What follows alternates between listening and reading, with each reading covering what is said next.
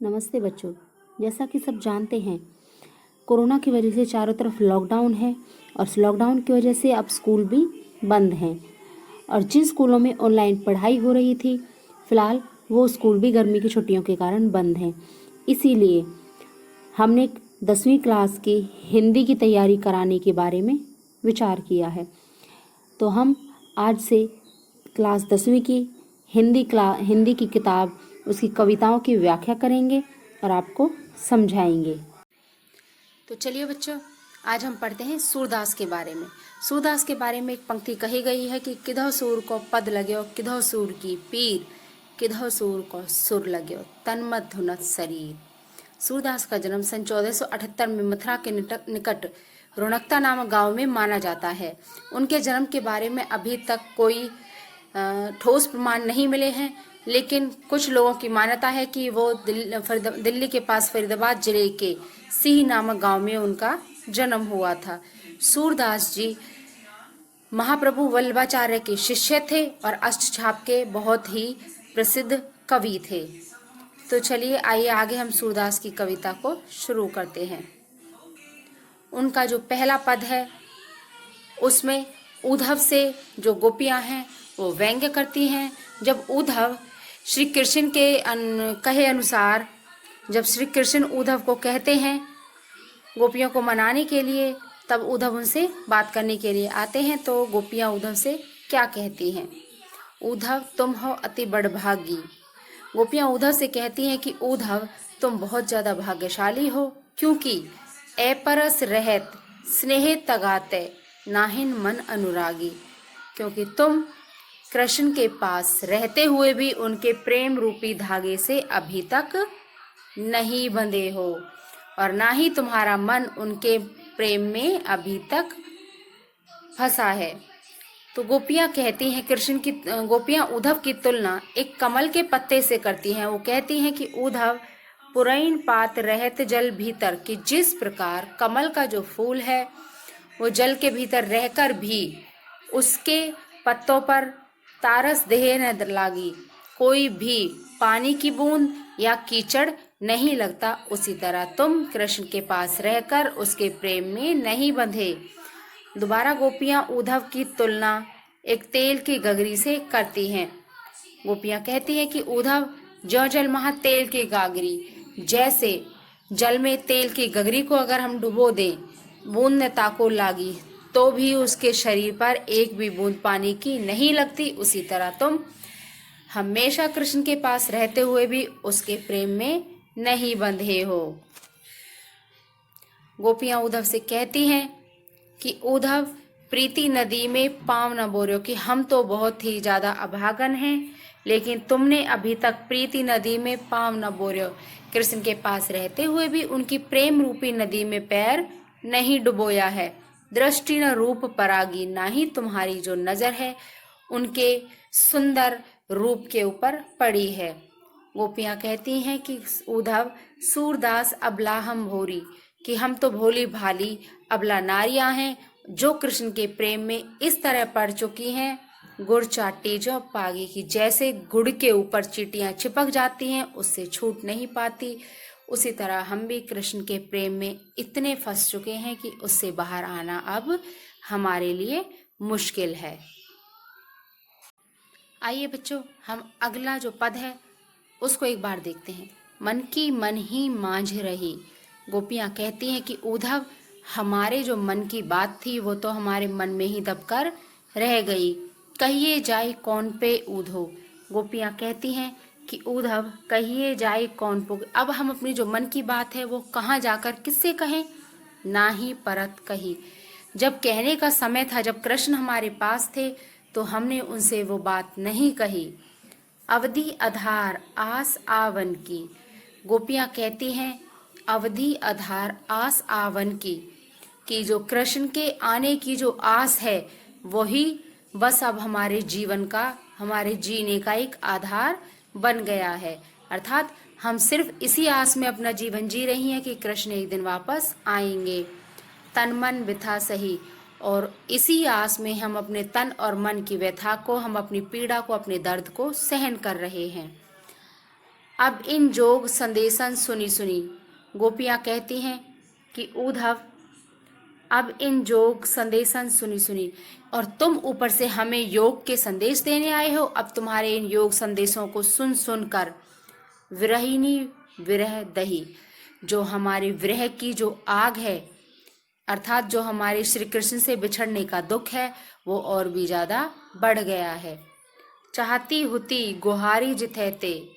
गोपियाँ कहती हैं कि हम जिससे अपने दुख की गुहार लगाना चाहते थे, अर्थात जिसको हम अपने दुख की बात बताना चाहते थे, उत्तय धार वहीं से योग संदेशों की धार हमारी तरफ बहकर आ रही है। कि यानी हम तुम्हें अपने दुख के बारे में बताना चाहते थे कि तुम श्री कृष्ण को बताओ, लेकिन उन्होंने और हमारे लिए योग संदेश हमारे लिए भेज दिए। सूरदास अब धीर धरई क्यों, मर्यादा ने लही। गोपियाँ कहती हैं कि अब धीर धरई, क्योंकि अब हम किस प्रकार धैर्य धारण करें। मर्यादा ने लही, अब तो हमने अपनी मान मर्यादा को, कुल की मान मर्यादा को भी श्री कृष्ण के प्रेम में त्याग दिया है। अब हमारे पास धैर्य धारण करने का कोई भी साधन नहीं रहा, इसीलिए हम श्री कृष्ण के प्रेम को अब नहीं छोड़ सकते। तो गोपियाँ उद्धव को इस प्रकार उल्हाना। चलिए आगे अब तीसरा पद पढ़ते हैं। हमारे हरि हारिल की लकड़ी। गोपियाँ कहते हैं कि हमारे जो हरि हैं, अर्थात हमारे जो भगवान श्री कृष्ण हैं, वो तो एक तोते की मुंह में पकड़ी हुई लकड़ी के समान है। कि जैसे एक तोता, एक पक्षी अपने मुंह में लकड़ी पकड़ कर रखता है, उसी तरह हमने श्री कृष्ण के प्रेम को पकड़ रखा है। मन क्रम वचन नंद नंदन और। गोपियाँ कहती हैं हमने अपने मन, क्रम कर्म, वचन और अपने वचन से नंद नंदन, नंद के नंदन अर्थात नंद के पुत्र श्री कृष्ण को और अपने हृदय में स्थान दे दिया है। यह दृढ़ करी पकड़ी, और उसे दृढ़ता से पकड़ रखा है। जैसे एक तोता अपने मुंह में लकड़ी को जोर से दबाता है, पकड़ कर रखता है, उसी तरह हमने अपने मन, वचन और कर्म से नंद के पुत्र श्री कृष्ण को अपने हृदय में पकड़ कर रखा है, अपने हृदय में स्थान दिया है, और हम उसको, उनके प्रेम को नहीं त्याग सकते। जागत सोवत स्वपन दिवस निसी। जागते हुए, गोपियाँ कहती हैं कि अब तो हमें जागते हुए, सोते हुए, स्वप्न में, सपनों में, दिवस निसी दिन और रात, कान्हा कान्हा जकरी, अब तो हम सिर्फ कान्हा कान्हा श्री कृष्ण का ही नाम जपती रहती हैं। गोपियाँ आगे कहती हैं सुनत जोग लागत है ऐसो। गोपियाँ कहते हैं कि जो तुम योग का संदेश हमारे लिए लेकर आए हो, उसको सुनकर हमको ऐसा लगता है ज्यों करई ककड़ी, जैसे कोई कड़वी ककड़ी, जैसे कड़वी ककड़ी को खाकर मुंह का स्वाद कड़वा होता है, उसी तरह तुम्हारी बातों को सुनकर हमारे हृदय का स्वाद भी कड़वा हो गया है। सूतो व्याधि हमको ले आए। गोपियाँ उद्धव से कहती कि उद्धव सूतो, तुम तो व्याधि अर्थात रोग, हमारे लिए एक ऐसा रोग लेकर आए हो, देखी सुनी न करी, कि जिस रोग के बारे में ना हमने कभी देखा है ना कभी सुना है। अर्थात जो ये योग का संदेश है, ये तो हमारे लिए एक रोग के समान है। यह तो सूर तिन्हले सौंपो।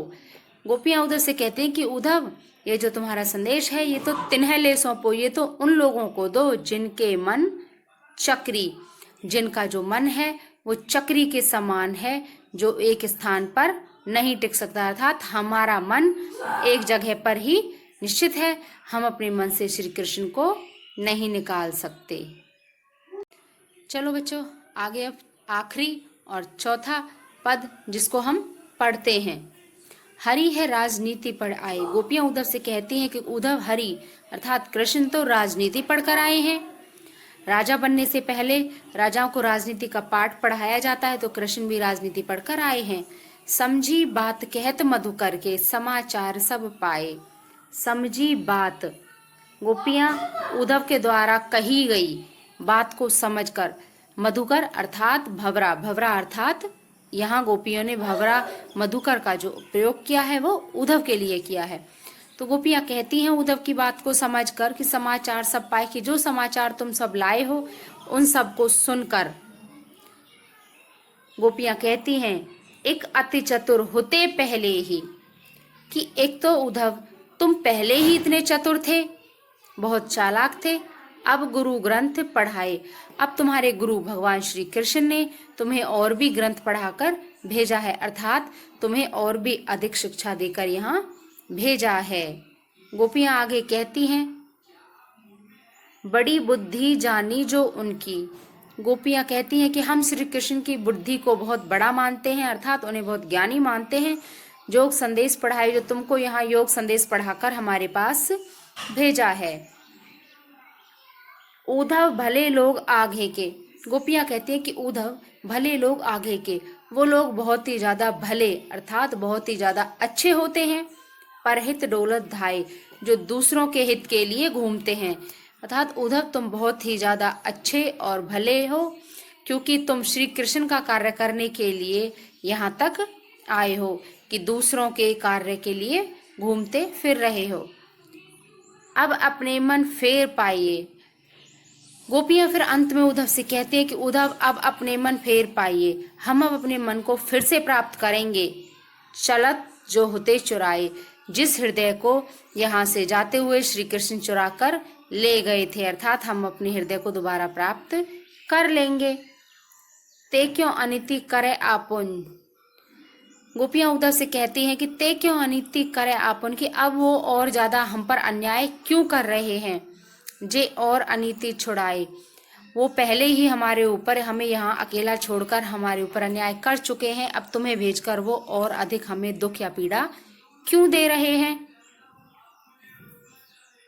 गोपियां कहती हैं राज धर्म तो यह कहे सूर, कि उद्धव एक राजा का धर्म तो ये कहता है जो प्रजा ने जाहि सताए, कि एक अच्छा राजा वही होता है जो अपनी प्रजा को नहीं सताता। गोपियां अंत में उद्धव से कहती हैं कि अब हम अपने मन को दोबारा प्राप्त करेंगे, हम श्री कृष्ण को भुलाने की कोशिश करेंगे।